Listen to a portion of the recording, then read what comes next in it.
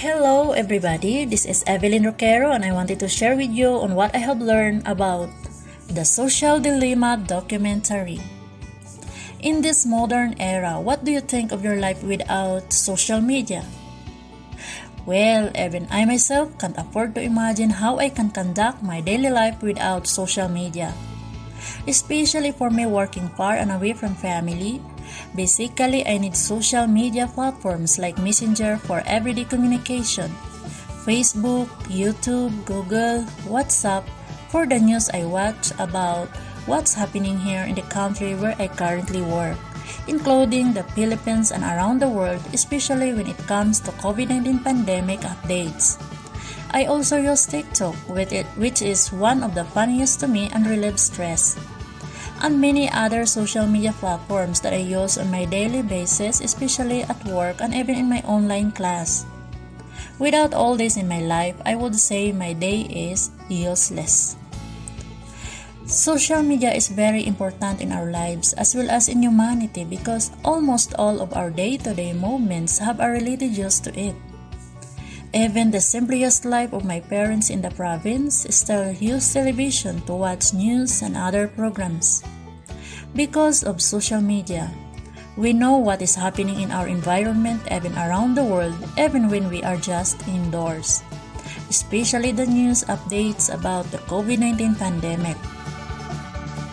Social media platforms like Google and YouTube are also very important, especially to students because they can easily get information for their research, assignments, reports, projects, and so on. Even in different types of businesses, social media is also useful as there are many sites that they can promote their products. However, it is undeniable that social media has hidden an alarming negative impact on society, especially on politics issues. In the Social Dilemma documentary I watched, where actually former employees, executives, and professionals from leading tech companies and social media such as Facebook, Google, YouTube, Twitter, etc. which speak about the negative impact it brings to society, though some of them spoke about positive change for society as well. So many bad effects of social media on society, especially among young people, such as frequent use of Facebook, Instagram, etc., develop a tendency to feel envious and imitate what they say in news feeds. As a result, self-comparison affects people's mental health. They can easily feel sadness, hatred, envy, and other negative thoughts. Social media often leads to increased depression and increased suicide rates among teens and young adults. It also has greater impact when it comes to politics. There are vandals on the other side. To gain the trust of the citizens, many fake news or information are delivered to the people through social media.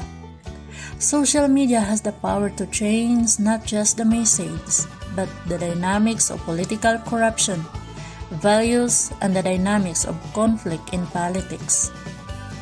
By the Dilemma documentary, I learned some important things. First, we should remember that one of the best tricks that social media companies do is make users addicted to their platforms. The more we spend attention, the more they earn from us. Second, social media is useful in our lives if we use it responsibly. Let's use it correctly to cultivate our fellowship, to learn, and to make our lives even better.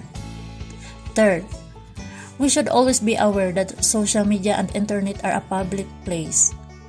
Anything we post is made public, can be read by hundreds of friends, and shared by anyone, and reach millions of people.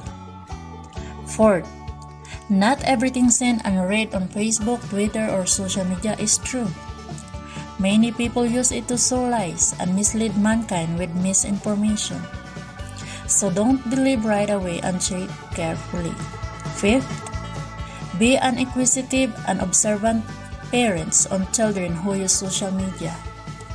We should identify and evaluate the sites that they visit on the internet. Talk to them about the dangers they can get from it.